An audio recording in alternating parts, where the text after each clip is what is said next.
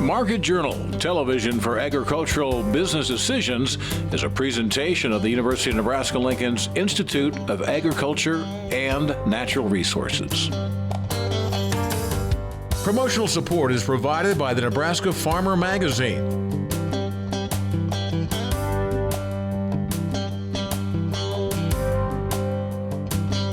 Hello everyone, I'm Troy Moling and thanks for joining us today on Market Journal. Hope you had a wonderful Thanksgiving. Maybe you're still recovering, so take the next 30 minutes to sit back and enjoy our program for you today. Starting things off, with harvest nearing completion and the year winding down, it's a good time to start thinking about what to do to help your next round of crops. Market Journal's Maddie McIntosh talked with self-described manure lady Amy Schmidt about why manure is a good fertilizer and things to keep in mind when using it. Fertilizer is used by many producers to feed their crops and produce a quality yield. Manure is a fertilizer that's a bit more organic than the rest and can benefit crops while also giving nutrients to the soil and protecting the environment. Most of the time, folks think that any manure application is probably too much, that there's more losses of manure nutrients to runoff and erosion. The reality is that if manure is applied, so it's put in the right place at the right time at the right rate for the crops to use, and it's done with the correct procedures, then there's not any more risk of nutrient losses to the environment from manure than there are from commercial fertilizer.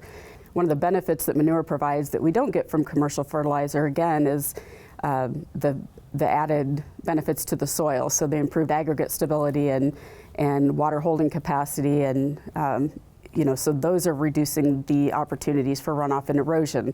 While manure may be the best option for your operation, there are a few different things to consider before applying.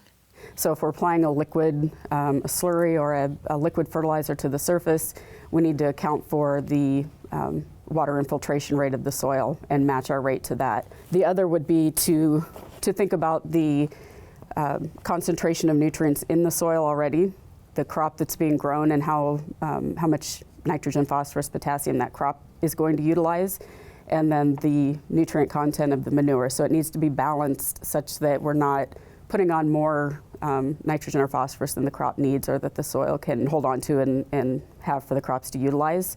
Anything that could contribute to runoff to surface water bodies. So if we have a water body close to the field, we're probably going to have a lower application rate. Steep slope, we're going to reduce our application rate a bit. So just those physical properties of the site itself. A pre-planting application is recommended, but it's not always possible. Weather and outdoor conditions can affect application in a multitude of ways. This time of year, as crops are coming out, as soon as those crops have been harvested, the manure is usually going in, as long as the soil is cooled down to around 50 degrees Fahrenheit, and we want to see it on a trend of continuing to cool down. When it's warmer, those temperatures are more likely to carry that odor away from the site.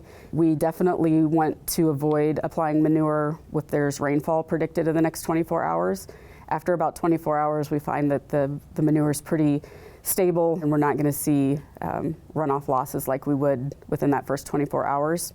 I think having a weather forecast in front of you that shows the wind temperature, the wind speed, direction, and precipitation that's predicted, those are some pretty good tools to have at your disposal to try and kind of identify the right site and the right time of day for that application to take place.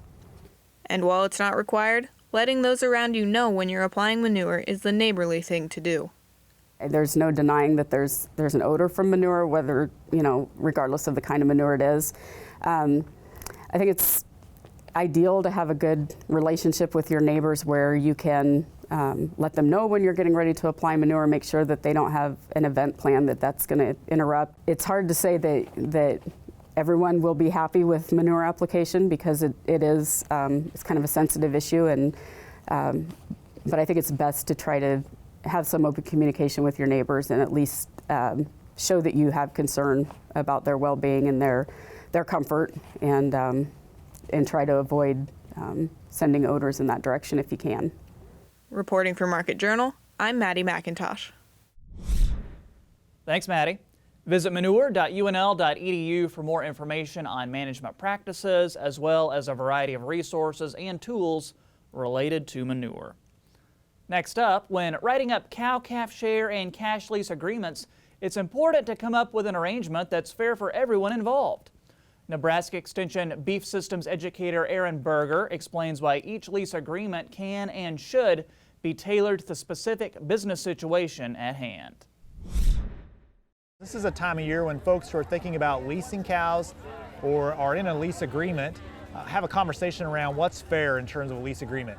So when we think about this, there's really two ways to approach this. The first is a cash lease agreement where the operator gets the cows for the year, usually provides the feed and labor, the equipment needed to care for those cows. They pay the owner of the cows a cash lease, just like you would lease something else. So a set dollar amount, the person who owns the cows gets that lease payment to them, and then that's their payment for the year. On a cow-calf share agreement, what we're looking at is what does each party contribute in terms of value to the production of weaned calves. So perhaps the person who owns the cows, that's what they contribute. They might contribute something else. Maybe they're providing some pasture. The person caring for the cows is providing their labor, equipment, maybe the veterinary expenses, other costs related to caring for those cows. We look at what each party contributes based on the total, and then based on what each party has contributed based on their share is the share of the calf crop that they would receive. And so we split out the calf crop then at weaning. If the owner might get anywhere from 20 to 40% of the calf crop, depending on what they contribute. Person caring for the cows might get anywhere from 40 to 80 or 60 to 80%. It really varies. The things with a cow-calf share lease agreement and also a cash lease is you need to revisit annually. Obviously costs are changing, value of cattle is changing.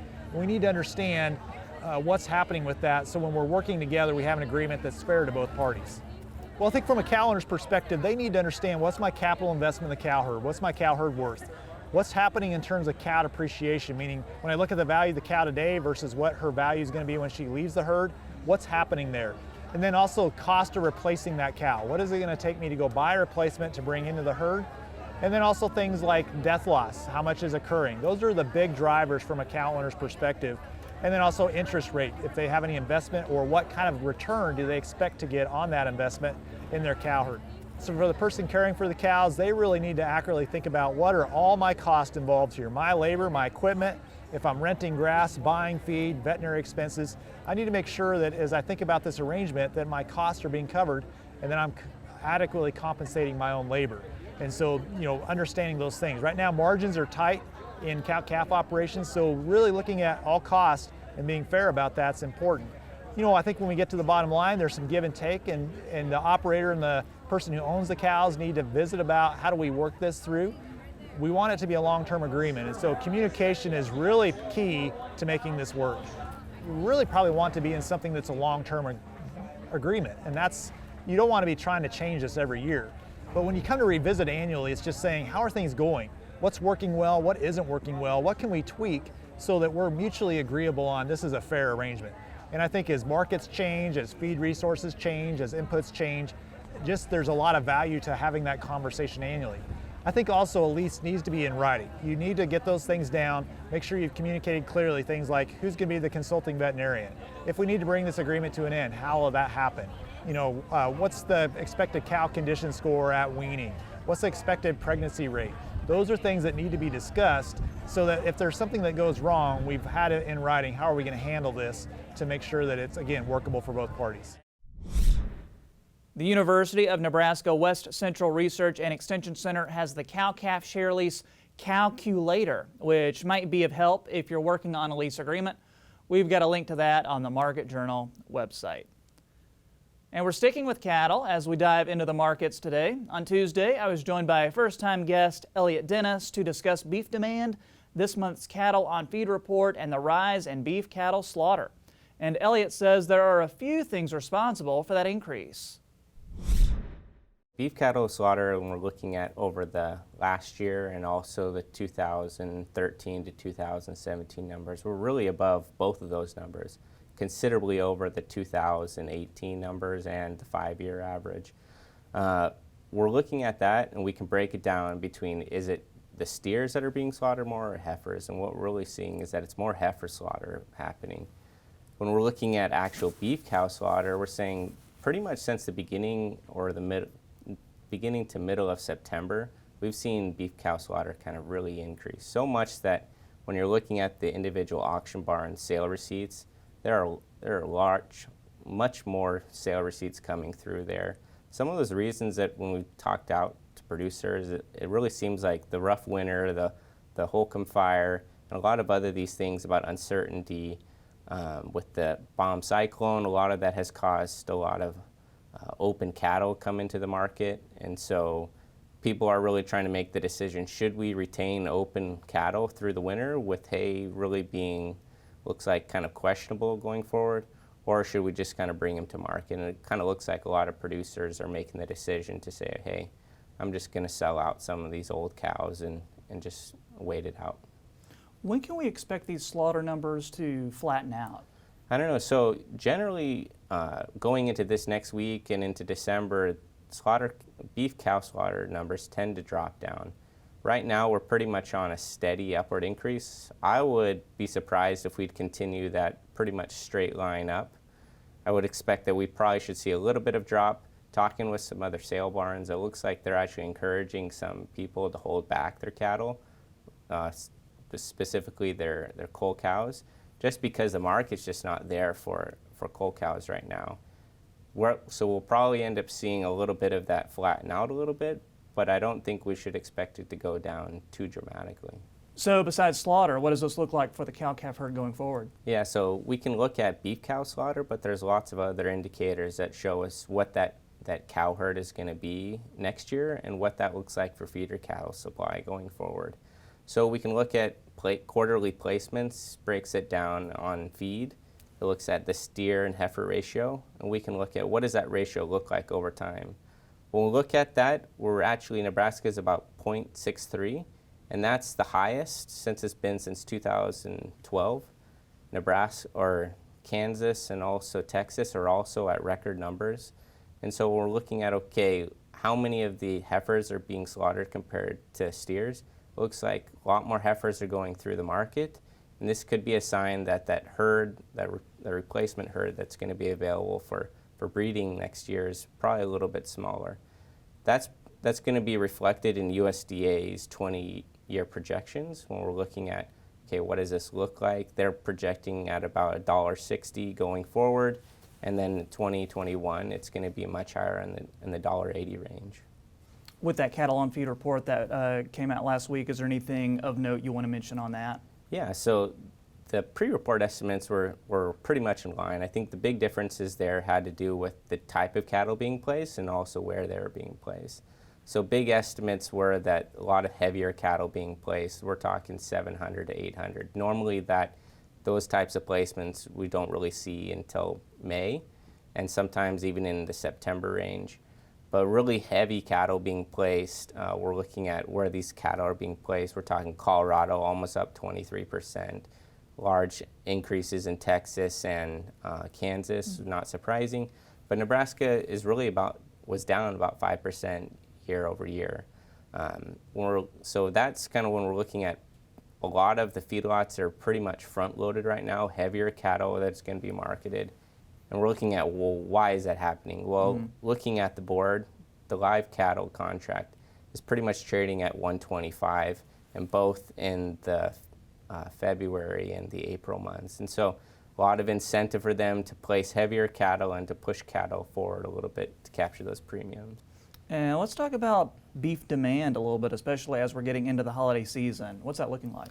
Yeah, so I mean, right now we're going to have a lot of exports just because of ASF. Really what we're talking about is ASF is really going to dominate beef demand forecasts going from 20 and 21. Pork is probably the most dominant kind of player in there, but as pork demand increases, so does beef demand. That's going to pull domestic beef product outside the market and probably going to continue to increase some prices. One thing that's been kind of interesting is beef has been featured a lot in ads lately. So much that even during these times of even pork, when pork should be featured, there's a lot of beef featuring. So I think that's really strong, healthy domestic demand, pretty flat, but where that demand is really going to happen is going to be in the export market. So as we continue to increase production, a lot of that production is going to be displaced in the export market. And finally, we always like our analysts to share any marketing advice, risk management tips, maybe anything that you haven't mentioned for the cattle producers out there. What would you like to tell them? Yeah, I think just this year is a really good example of the need to manage price risk and really kind of put out a marketing plan and saying, what does this expose me to? When we're talking about the big movements with the corn run up in the spring, with the delayed planting, with the Tyson fire, this I think was just a good example of, hey, we need to do a better job of putting together a marketing plan and manage our price risk. And so I just encourage people who don't have a marketing plan to sit down with an advisor or to contact me or some other of the ag economists here at UNL and help you kind of work through what that questions might be, and we'd be more than happy to do that and make sure that we're profitable moving forward. Next week, we'll be joined by Trados's Doug Simon. If you have a question you'd like for me to ask him, email us or get in touch on social media, and I'll pass your question along. Next up, 10 years ago, Nebraska Farmer first featured an article on what was then a young family-owned seed company. Well, a lot has changed in those 10 years. Big Cob Hybrids, the young company featured in 2009, is one of the few family-owned seed companies left in the Western Corn Belt. The business started with just 2 full-time employees, no office, and a 40 by 60-foot warehouse. It's grown into a regional seed company with 2 warehouses, an office with 10 full-time employees, and a second office in Kansas. Read about the growth of Big Cob Hybrids and the next step forward for the seed company in the December Nebraska Farmer. Time now for weather with Nebraska Extension Ag Climatologist and Market Journal Chief Meteorologist Al Dutcher. He's here with a forecast, and Al, we had to deal with some pre-Thanksgiving snow this week. How are we looking heading into December? Well, Troy, we have definitely seen some active weather this last week, and unfortunately because of the university shutdown, we're taping this a little bit early, so we're not going to give you a detailed weather forecast other than to say that the impending storm system that we talked about last week has shown its first signs of moving out into the western United States. We've seen the first initial surge of moisture, pretty widespread snowfall across central Nebraska, and the best totals I've seen have been in the 10 to 12 inch range. Really sharp cutoff to the east.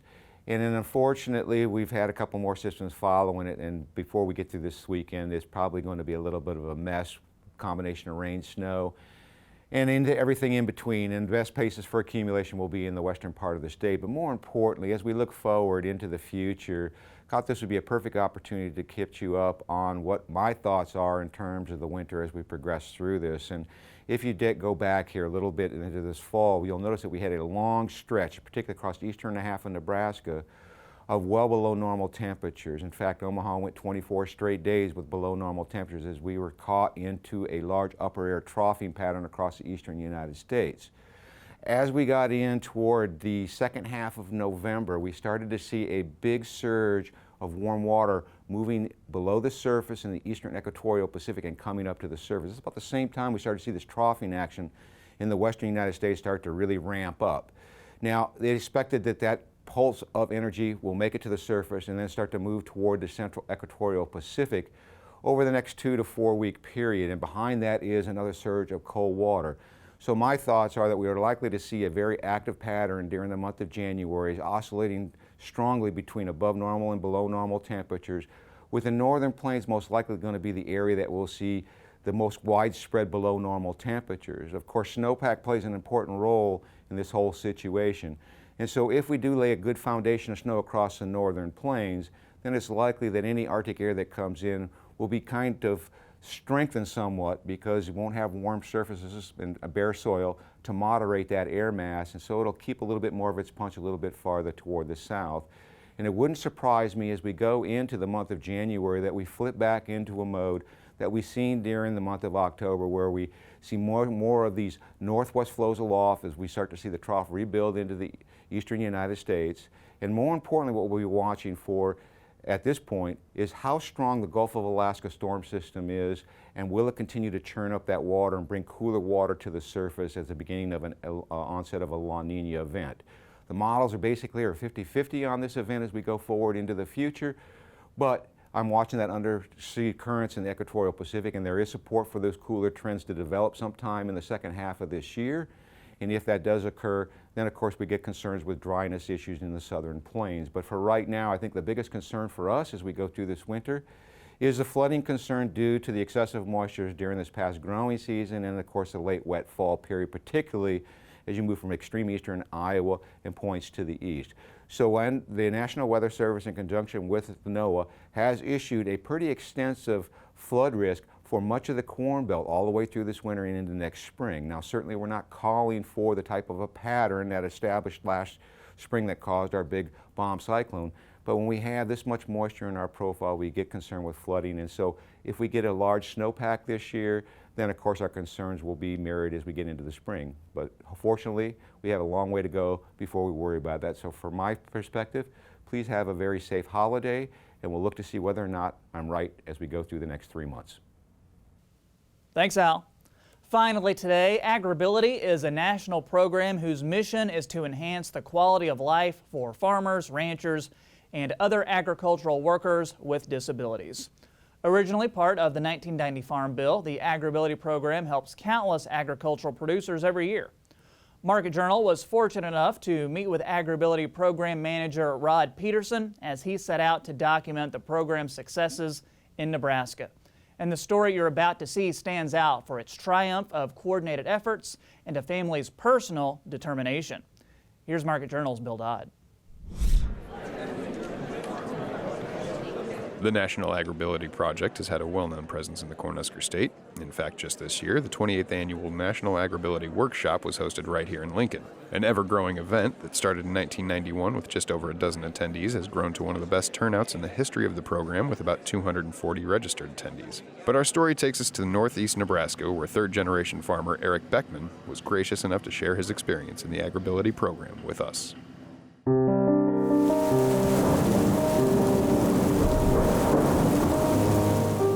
Pouring down rain and just hydroplane coming around and rolled over from there, and a couple of my buddies then pulled me out. I was half my body was laying out of the window, I think, and then I know the life flight was called, and then but they weren't even able to come because the weather was so bad. First thing I remember, I was laying in the hospital up in Sioux City. Is the first thing I remember. And really didn't know what was going on at that time yet.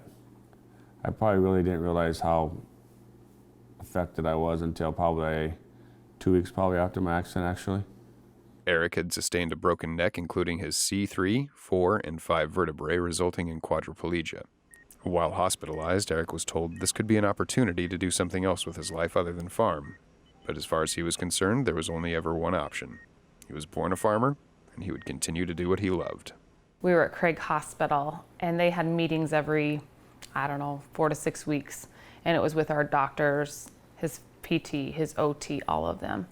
And they sat down and laid it out for Eric and said, this is an opportunity for you to get to do something else if you'd like. Your state will fund for you to go back to college.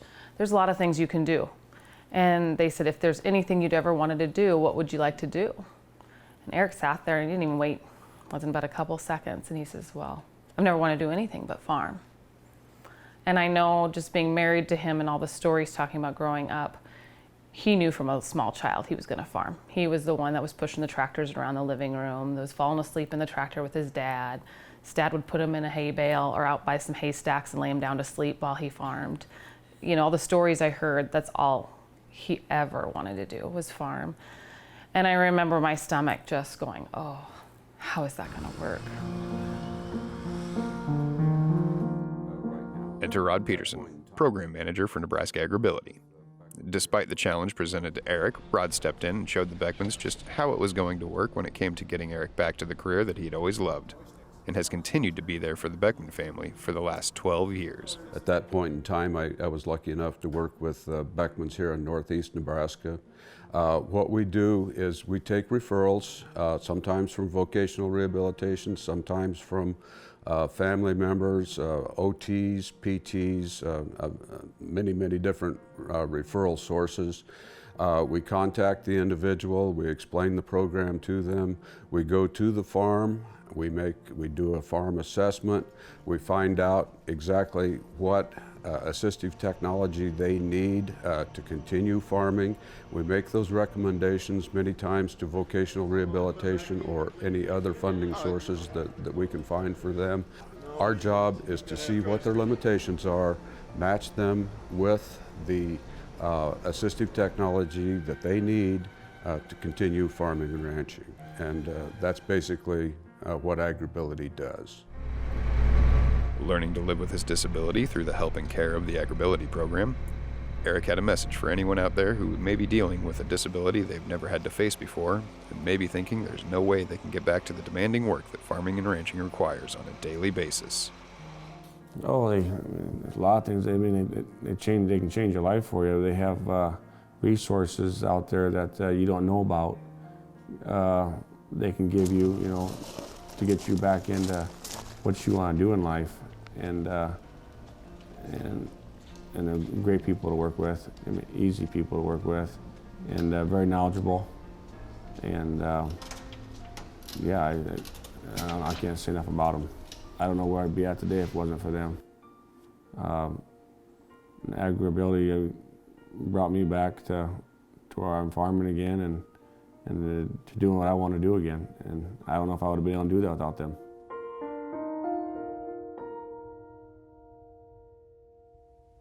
Wow, great story.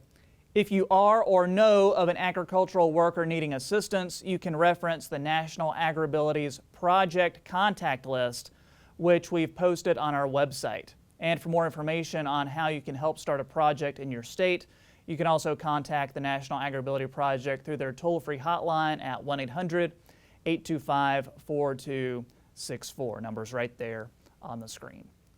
That's going to do it for this week's show. If you missed a story, remember to download the Market Journal mobile app or follow us on social media to join in on the conversation. Next week, here are some guidelines for introducing new bulls into your operation in advance of the breeding season. Plus, UNL Ag Policy Specialist Brad Lubin explains what happens when trade and politics come together.